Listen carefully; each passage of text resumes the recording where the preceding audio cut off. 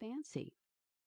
But as he passed in, he noted, with the jumping of his pulses, the sweet, ingenuous face of Elsie and her pose of doubt and loneliness. With true and honest Western impulse, he said to himself that here was his mate. He could love her, he knew, and he would surround her with so much comfort and cherish her so carefully that she would be happy, and make 2 sunflowers grow on the ranch where there grew but 1 before. Hank turned and went back to her. Backed by his never-before-questioned honesty of purpose, he approached the girl and removed his soft-brimmed hat. Elsie had but time to sum up his handsome, frank face with one shy look of modest admiration when a burly cop hurled himself upon the ranchman, seized him by the collar, and backed him against the wall.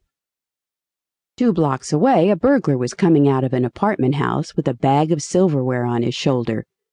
But that is neither here nor there. The cop shouted, "Carry on, yez mashin' tricks right before my eyes, will yez?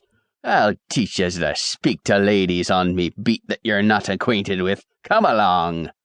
Elsie turned away with a sigh as the ranchman was dragged away. She had liked the effect of his light blue eyes against his tan complexion. She walked southward, thinking herself already in the district where her father used to work, and hoping to find someone who could direct her to the firm of Fox Otter. But did she want to find Mr. Otter? She had inherited much of the old cutter's independence. How much better it would be if she could find work and support herself without calling on him for aid. Elsie saw a sign, Employment Agency, and went in. Many girls were sitting against the wall in chairs. Several well-dressed ladies were looking them over. One white-haired, kind-faced old lady in rustling black silk hurried up to Elsie. She said in a sweet and gentle voice, "I like your face and appearance so much. I want a young woman who will be half maid and half companion to me. You will have a good home, and I will pay you $30 a month."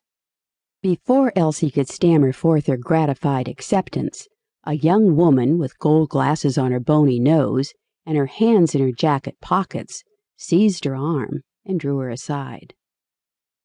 "I am Miss Ticklebaum of the Association for the Prevention of Jobs Being Put Up on Working Girls Looking for Jobs. We prevented 47 girls from securing positions last week. I am here to protect you. Beware of anyone who offers you a job. How do you know that this woman does not want to make you work as a breaker boy in a coal mine or murder you to get your teeth? If you accept work of any kind without permission of our association, you will be arrested by one of our agents." "But what am I to do? I have no home or money. I must do something. Why am I not allowed to accept this kind lady's offer?" "I do not know. That is the affair of our Committee on the Abolishment of Employers. It is my duty simply to see that you do not get work. You will give me your name and address and report to our secretary every Thursday. We have 600 girls on the waiting list who will in time be allowed to accept positions as vacancies occur on our roll of qualified employers, which now comprises, 27 names. There is a prayer, music, and lemonade in our chapel the 3rd Sunday of every month." Elsie hurried away after thanking Miss Ticklebaum for her timely warning and advice. After all, it seemed that she must try to find Mr. Otter. But after walking a few blocks, she saw a sign, "Cashier Wanted," in the window of a confectionery store.